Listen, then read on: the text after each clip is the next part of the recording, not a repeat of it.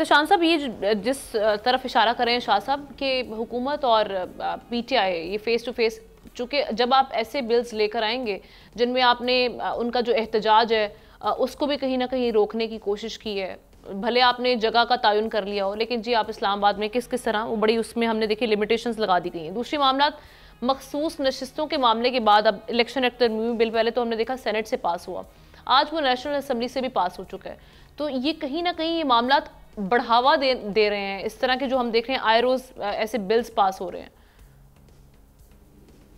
हमने देखिए ये जो आज एक और बड़ा बारीक वारदात हुई है जिसका भी हम जिक्र भी कर रहे हैं, वारदात कहें या इसको किस तरह भी देखें, कौमी असम्बली से भी मंजूर कर लिया गया है जलसे जुलूस जो है ना वो इस्लामाबाद में नहीं हो सकते। हम ना बाय द वे इस पर आप देख लें पीटीआई का मौक़िफ़ भी हमेशा रहा जब वो हुकूमत पे थे कि जी जलसे जुलूस की इजाज़त नहीं होनी चाहिए, यहाँ डिप्लोमेटिक कम्युनिटी है, लोग आते हैं, सबका रुक जाता है, छोटा सा शहर है, लिहाजा जलसे जुलूस नहीं होना चाहिए। PMLN भी यही कहती रही है, पीपल्स पार्टी भी यही कहती, सारी जमातें यही कहती रही। अब जाहिर सी बात है कि स्टेज पे फ़ायदा पीटीआई को है कि अगर जलसे जुलूस करने की इजाज़त मिले तो उनके लिए अच्छा होगा। अब जिस अंदाज से बिल मंजूर कर लिया गया, पहले तरनोल थी, अब 8 सितंबर को संजानी उससे भी आगे उनको जगह दी गई। हमने इतलात यही आ रही है अंदर से ये था कि ये कुछ लोग तो कहते हैं कि जी जब बानी पीटीआई से मुलाकात करके जिस अंदाज से सवाती साहब ने आके बयान दिया था कि जी जलसा आप मनसूख कर रहे हैं, उस वक्त बहुत सारी चीज़ें ना मुलतवी कर रहे हैं, तो उस वक्त भी बहुत सारी चीज़ें तय हो गई थी। कुछ लोगों का ख्याल है कि जी एश्योरेंस दे दी गई थी इस्टेब्लिशमेंट की तरफ से कि जी आप अगला जो जलसा करेंगे किसी तरह की इंटरफेरेंस नहीं होगी। लेकिन हम ना आज की तलात मैं आपको बताऊं ये है कि 20-25 हज़ार बंदे भी इकट्ठे कर लिए तो बहुत बड़ी बात होगी। अच्छा। लाखों वाली बात नहीं, जिस तरीके से रोका जाएगा। क्या कोई ऐसी स्ट्रेटजी बनाई गई है? देखिए हम ना अब रास्ते रोकने वाला काम तो आप देख लें इस मुल्क में बड़ा आम हो गया है। अब जब पेशावर से ज़्यादा लोग आएंगे, KP से आएंगे, उनको कहाँ कहाँ रोका जाएगा।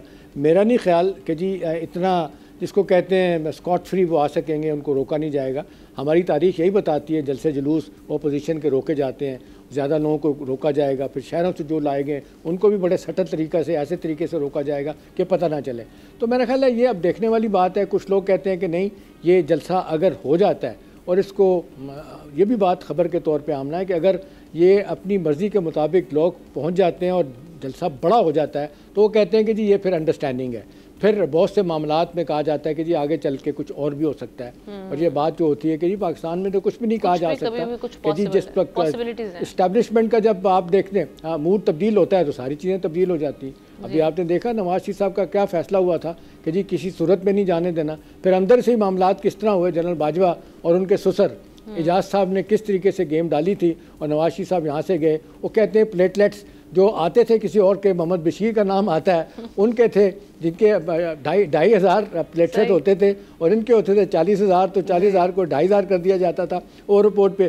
तो इस तरह की चीज़ें होती रहती हैं। तो पाकिस्तानी सियासत में आप जिसको कहते हैं कोई भी लम्हा ऐसा नहीं है जो इंटरेस्ट से खाली हो। तो मुझे लगता है कि फॉर द टाइम बीइंग तो जो इस वक्त मुश्किलात पीपल्स पार्टी एक ही रास्ता है जो क्या मामला क्लैरिटी नहीं है। हमने उसकी वजह ये कि कोई ऑफिशियली तो कोई आके नहीं कहेगा ना कि जी हम ये करने जा रहे हैं, ये सहूलत देने जा रहे हैं।